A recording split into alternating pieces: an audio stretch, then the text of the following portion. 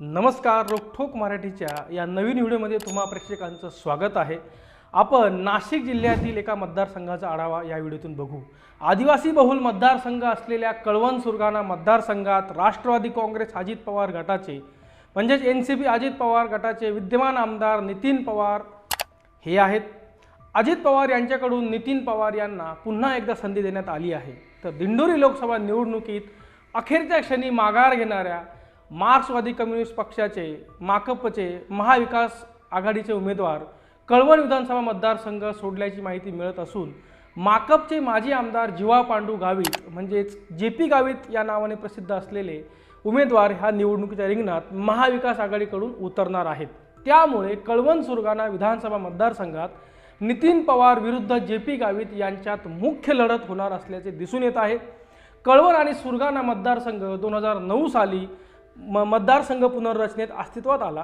त्यापूर्वी कळवण मतदारसंघावर राज्याचे माजी आदिवासी विकास मंत्री स्वर्गीय एटी पवार यांचे तर सुरगाणा पेठ मतदारसंघावर माकपचे जीवा पांडू गावित यांचे निर्विवाद वर्चस्व राहिले होते, हे सर्वांना माहीत आहे। मात्र कळवण सुरगाणा मतदारसंघ एकत्र झाल्यामुळे एटी पवार आणि जेपी गावित यांना एकमेकांविरोधात निवडणुकीला सामोरे जावे लागले होते। 2009च्या निवडणुकीत राष्ट्रवादी काँग्रेसचे एटी पवार यांनी जेपी गावितांचा पराभव केला, तर 2014च्या निवडणुकीत जेपी गावितांनी एटी पवारांचा पराभव केला होता। त्यानंतर एटी पवारांचे निधन झाले। त्यामुळे 2019च्या विधानसभा निवडणुकीत राष्ट्रवादी काँग्रेसकडून एटी पवारांचे सुपुत्र नितीन पवार यांना पहिल्यांदाच विधानसभेची निवडणुकीची उमेदवारी दिली गेली होती। त्यानंतर त्यांनी ती निवडणूक लढवली। 2019च्या निवडणुकीत नितीन पवार यांनी जेपी गावितांचा पराभव केला होता आणि राष्ट्रवादी काँग्रेस पक्षाकडून नितीन पवार हे त्या ठिकाणी आमदार झाले होते। पण आता त्यानंतर पक्षात फूट पडली, अजित पवार वेगळे झाले, नितीन पवार त्यांच्यासोबत गेले। नितीन पवार जेपी गावित यांच्यात मुख्य लढत आहे, ती नेमकी काय आहे ती समजून घेऊ। राष्ट्रवादी काँग्रेसच्या फुटीनंतर नितीन पवार हे अजित पवार गटात दाखल झाले। अजित पवार यांनी पुन्हा एकदा नितीन पवार यांना संधी दिली आहे। तर दुसरीकडे महाविकास आघाडीने ही जागा आपल्या मित्र पक्षाला म्हणजे माकपला सोडली आहे। त्यामुळे माकपचे जेपी गावित हे निवडणुकीच्या रिंगणात उतरणार आहेत।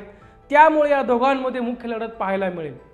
आता कळवण सुरगाणा या दोन तालुके आहेत। कळवण सुरगाणा मतदारसंघात नेमकं स्थानिक पातळीवरील राजकारण काय आहे, त्या राजकारणात मागच्या विधानसभेपासून लोकसभा निवडणुकीनंतर काय काय महत्त्वाचे बदल झाले आहेत त्यावर एक संक्षिप्त नजर टाकू। मागच्या दरम्यान राष्ट्रवादी शिवसेना दुभंगल्याने स्थानिक पातळीवरील राजकारण बदललेले आहे। लोकसभा निवडणुकीत माजी केंद्रीय राज्यमंत्री डॉक्टर भारती पवार यांना शरद पवार गटाचे उमेदवार भास्कर वगैरे यांच्यासमोर पराभवाचा सामना करावा लागला। लोकसभा निवडणुकीत कळवण मतदारसंघात महाविकास आघाडीला महायुतीपेक्षा दुप्पट मतांची आघाडी मिळाली होती। प्रेक्षकांना इथून समजून येईल की कळवण मतदारसंघात राष्ट्रवादी शरदचंद्र पवार पक्षाचं पाऊल कितपत खोलवर रोवलेलं आहे। त्यामुळे माकप राष्ट्रवादी अजित पवार गटातील थेट लढत अत्यंत चुरशीची ठरणार आहे। या मतदारसंघात गेल्या 5 वर्षात 2200 कोटी रुपयांची विकास कामे केल्याने मतदार विकासासाठी पुन्हा आपल्याला कौल देतील असा विश्वास विद्यमान आमदार नितीन पवार यांना आहे। तर विविध मुद्द्यांवर केलेल्या मोर्चे तसेच पेसा भरतीसाठी विविध आंदोलन केल्याचा फायदा हा जीवा पांडू गावित म्हणजे जेपी गावितांना मिळू शकतो, असे एकंदरीत या मतदारसंघाचं चित्र आहे। आता कळवण सुरगाणा विधानसभा मतदारसंघात नेमकी कोण बाजी मारणार हा सर्वात मोठा प्रश्न येणाऱ्या निवडणुकीत आहे। याकडे सर्वांचं लक्ष लागलेलं आहे। गावितांना पारंपरिक प्रतिस्पर्ध्याचा फायदा देखील या ठिकाणी होऊ शकतो की होणार नाही हा एक मोठा प्रश्न आहे। सुरगाणा तालुक्यातील जेपी गावित यांचे पारंपरिक प्रतिस्पर्धी असलेले काँग्रेसचे चिंतामण गावित आणि शिवसेनेचे मोहन गांगुर्डे यंदा महाविकास आघाडीमुळे एकत्र आले आहेत। मात्र त्याचा फायदा करून घेण्यात गावित किती यशस्वी होतात यावरही त्यांच्या विजयाचं गणित अवलंबून असणार आहे। कारण बऱ्याचदा मित्र पक्षांचे जे नेते असतात ते विरोधी पक्षाला मदत करतात, कारण त्यांना त्यांच्या भविष्याची चिंता असते।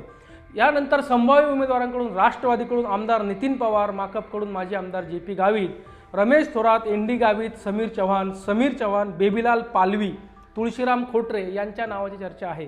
गीतांजली गुडे, जयश्री पवार, प्रवीण पवार, इंद्रजित गावित, मोहन गांगुर्डे, चिंतामण गावित, राजेंद्र ठाकरे, देवीलाल पालवी यांची देखील नावे चर्चेत आहेत। त्यानंतर भाजप नितीन पवारांना साथ देणार का हा सर्वात मोठा प्रश्न आहे। लोकसभा निवडणुकीत कळवण तालुक्यातील भाजपला कमी बंधन मिळाले त्यामुळे विद्यमान आमदारांनी युतीचा धर्म पाळला नसल्याचा आरोप करण्यात आला होता। त्यामुळे माजी केंद्रीय राज्यमंत्री डॉक्टर भारती पवार आणि त्यांचे कार्यकर्ते नाराज असल्याचं बोललं जात आहे। कारण दिंडोरी लोकसभा मतदारसंघात भारतीय जनता पक्षानं डॉक्टर भारती पवार यांना पुन्हा एकदा लोकसभेची उमेदवारी दिली। त्यांच्या विरोधात राष्ट्रवादी काँग्रेस शरद पवार गटाचे भास्कर बगरे हे नौखे उमेदवार निवडणुकीच्या रिंगणात होते। केंद्रीय राज्यमंत्री असलेले भारती पवार यांना हा विजय सोपा जाईल असं वाटत होतं, परंतु बऱ्याचशा ज्या नरहरी झिरवळ, श्रीराम शेटे, दत्ता पाटील या राष्ट्रवादी काँग्रेस शरद पवार गटाचे जे काही नेते होते त्यांनी तर भास्कर बगरे यांना मदत केलीच, परंतु पुढची विधानसभा निवडणूक डोळ्यासमोर ठेवून नरहरी झिरवळ आणि बाकीच्या ज्या अजित पवार गटाचे नेते आहेत त्यांनी सुद्धा शरद पवार यांच्याच पक्षाचं काम केलं असा आरोप झाला आणि त्यामुळंच केंद्रीय राज्यमंत्री डॉक्टर भारती पवार यांचा पराभव झाला आणि भारतीय जनता पक्षाला, महायुतीला इथली एक जागा गमवावी लागली। याच्या आधी हरिश्चंद्र चव्हाण या ठिकाणी खासदार होते, त्यांचं तिकीट कापून 2019च्या लोकसभा निवडणुकीत भाजपमध्ये प्रवेश करत भारती पवार यांना भाजपने उमेदवारी दिली। त्या निवडून देखील आल्या, पण त्यानंतर अचानक त्यांचा पराभव कसा झाला आणि ह्या मतदारसंघात मेन आणि मुख्यतः जे कारण आहे ते म्हणजे शेतकरी वर्ग। कांद्याचे भाव हे काही वाढत नव्हते, कांद्यावरती जी निर्यात होती त्या निर्यातीवरती बंदी होती, त्यामुळे भारती पवार यांची 2-3 ठिकाणची जे वक्तव्य आहेत ती चांगली चर्चेत गेली। करणार नाही, एक प्रकारे शेतकऱ्यांना विरोधीने त्यांनी वक्तव्य केलं। कांदा प्रश्नावर त्यांनी जे उत्तर देणं अपेक्षित होतं त्यांनी ते दिलं नाही, त्या उर्मट बोलल्या आणि तो प्रश्न सोडवण्याऐवजी तो प्रश्न आणखी वाढवला गेला, त्यामुळे भारती पवार यांचा पराभव झाला।